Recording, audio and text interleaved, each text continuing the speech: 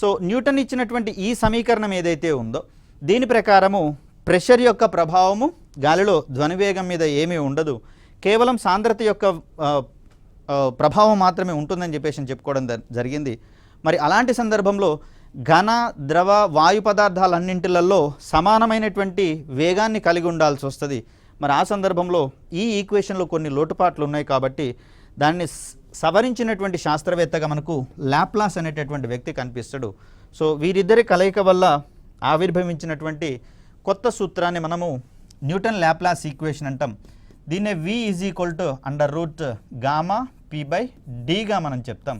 ఇక్కడ గామా అనేది వాయువుల యొక్క విశిష్టోష్ణంగా మనం చెప్తాం. సో ఆ సందర్భంలో వేర్వేరు వాయువులకు వేర్వేరు విశిష్టోష్ణాలు ఉంటాయి కాబట్టి వేర్వేరు వాయువులలో ధ్వని వేగాలు డిఫరెంట్గా ఉంటాయి అనేటటువంటి ఆస్పెక్ట్ని ఇక్కడ మనం అర్థం చేసుకోవచ్చు.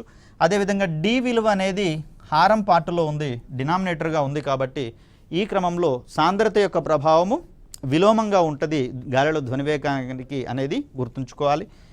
గాలిలో ధ్వనివేగము వివిధ వాయువుల విశిష్టోష్ణంపై ఆధారపడి ఉంటుంది కాబట్టి వేర్వేరు వాయువులలో గాలిలో ధ్వనివేగం అనేది వేర్వేరుగా ఉంటుందనేది చూసుకుంటాం.